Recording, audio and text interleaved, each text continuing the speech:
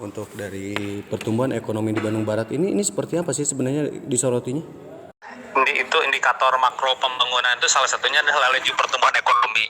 Nah, di indikator makro pembangunan yang sudah dirilis juga oleh pemerintah daerahnya di LKPJ di dokumennya yaitu berdasarkan data BPS itu 2025 itu stagnan.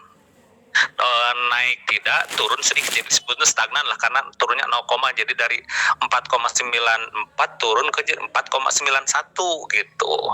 Nah, yang jadi secara umum ya itu stagnan, tidak ada begitu kemajuan ini. Kalau disebut turun kan tidak terlalu signifikan kan karena 0,03 ya gitu. Oke. Dari aspek indikator makro ya, kita bicaranya data BPS. Oke, itu artinya ini melihat dari data BPS ya. Oke. Dan untuk dari tadi kan yang disinggung soal adanya pidato dari Bupati sendiri yang salah gitu. Itu seperti Iya. apa sebenarnya? Ya, di nota itu kan nota bupati ya, disebutnya nota yang dibacakan bupati pada laporan LKPJ. Nah, dia menyampaikan ada pertumbuhan ekonomi yang meningkat gitu dari 4,94 tahun 2024 ke 5,28.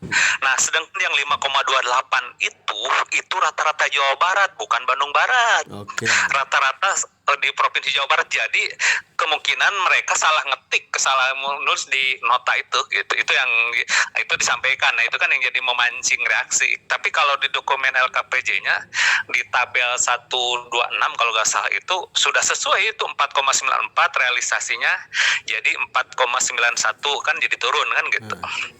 Oke. Artinya dari penyampaian Bupati sendiri sebenarnya Bupati tidak salah sepenuhnya berarti ya?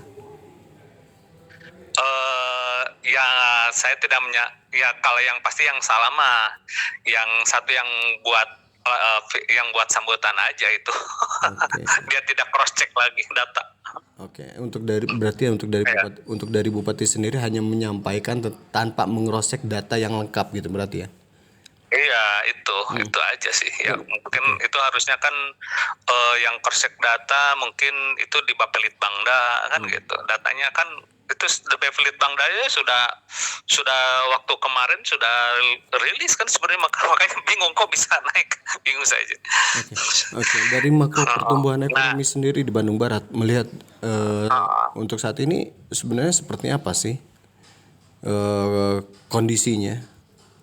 Kalau kita bicara kan laju pertumbuhan ekonomi juga berkaitan dengan inflasi ya. Kalau inflasi kita juga masih stabil di angka 2% kan, kemarin 2, sekian kan gitu.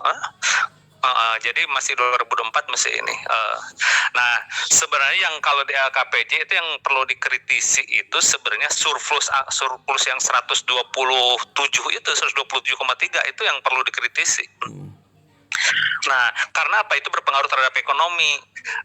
Setahu saya, pendapatan itu kita tidak mencapai target 100% ya, hanya 98, sekian persen, kan gitu. Nah, belanja, cuma yang jadi masalah kok bisa jadi surplus? Artinya, pertanyaan kita adalah, ada kegiatan yang tidak dilaksanakan. Kalau Silva itu kan sisa lebih penggunaan anggaran ya. Betul.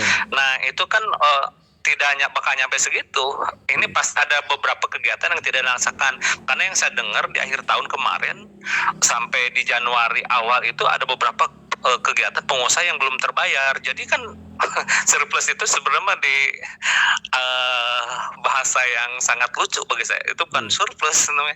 Itu kegiatan yang tidak dilaksanakan. Dan ruginya apa? Secara ekonomi kalau kegiatan tidak dilaksanakan kan berarti uang tidak berputar, ngendap di bank gitu. Oke.